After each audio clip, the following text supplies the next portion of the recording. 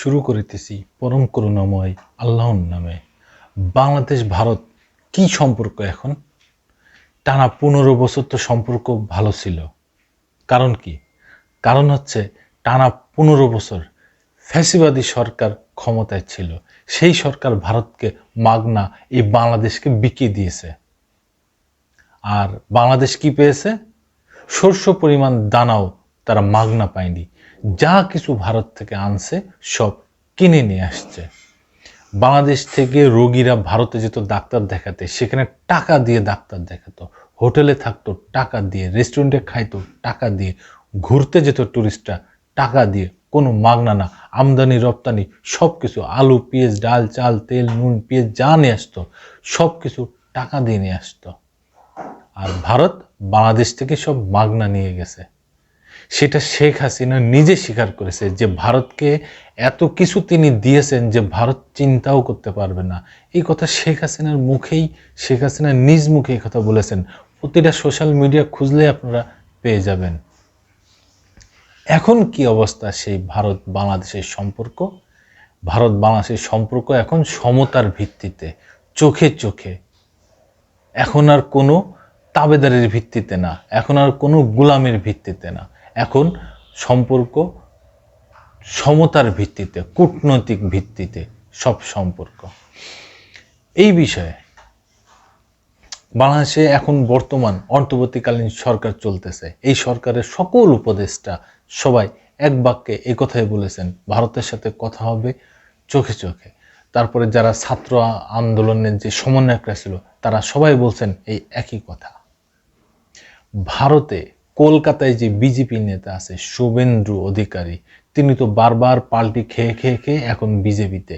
তিনি কিছু ভোট পাওয়ার জন্যে, কিছু 2 পয়সা ইনকাম করার জন্যে, কিছু হিন্দুদের কিছু সহযোগিতা পাওয়ার জন্যে তিনি বাংলাদেশের দিকে আঙুল তুলেছেন, বাংলাদেশকে হুমকি ধামকি দিচ্ছেন, বাংলাদেশকে কটাক্ষ করতেছেন।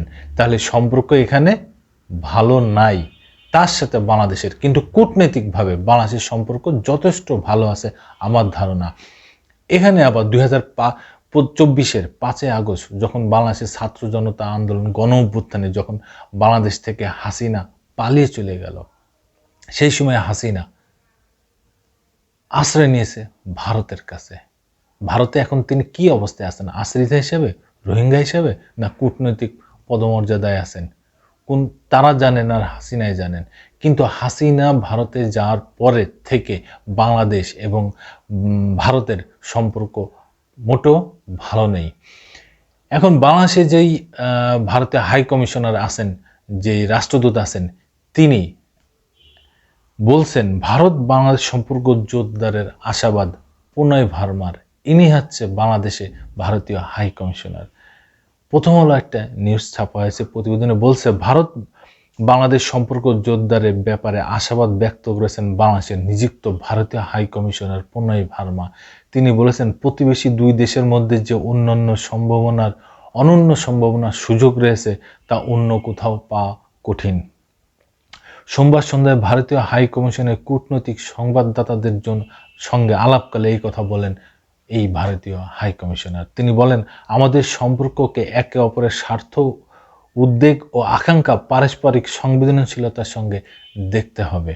দুদেশের মধ্যে একে অপরের অগ্রগতি এবং সমৃদ্ধিতে উল্লেখযোগ্য অংশীদারিত্ব রয়েছে বলে উল্লেখ করেন ভারতীয় হাই কমিশনার। তিনি বলেন, দুদেশের ক্রমবর্ধমান সক্ষমতা, সমৃদ্ধি ও বিকাশের উচ্চাকাঙ্ক্ষা এগিয়ে যেতে একে অপরকে সহযোগিতা করার জন্য আমাদেরকে অনেক কিছু করতে হয়েছে। এই সম্পর্ককে আমরা এইভাবেই দেখি। দীর্ঘমেয়াদী দৃষ্টিভঙ্গির গুরুত্ব তুলে ধরে প্রণয় ভার্মা একটি গণতান্ত্রিক, স্থিতিশীল, শান্তিপূর্ণ, প্রগতিশীল ও অন্তর্ভুক্তিমূলক বাংলাদেশের জন্য ভারতের দৃঢ় সমর্থনের কথা পূর্ণ ব্যক্ত করেন। হাই কমিশনার বাংলাদেশের সঙ্গে ইতিবাচক, স্থিতিশীল ও গঠনমূলক অংশীদারিত্ব গড়ে তুলতে ভারতের প্রতিশ্রুতি ব্যক্ত করে একটি দূরদর্শী, পারস্পরিক সুবিধাজনক পদ্ধতির উপর গুরুত্ব আরোপ করেন। দর্শক বন্ধুরা, আপনাদের যদি কোনো মতামত থাকে অবশ্যই কমেন্টসে জানাবেন। ধন্যবাদ। আবার আসবো নতুন কোনো কথা নিয়ে, নতুন কোনো ঘটনা নিয়ে। আমি প্রিন্স।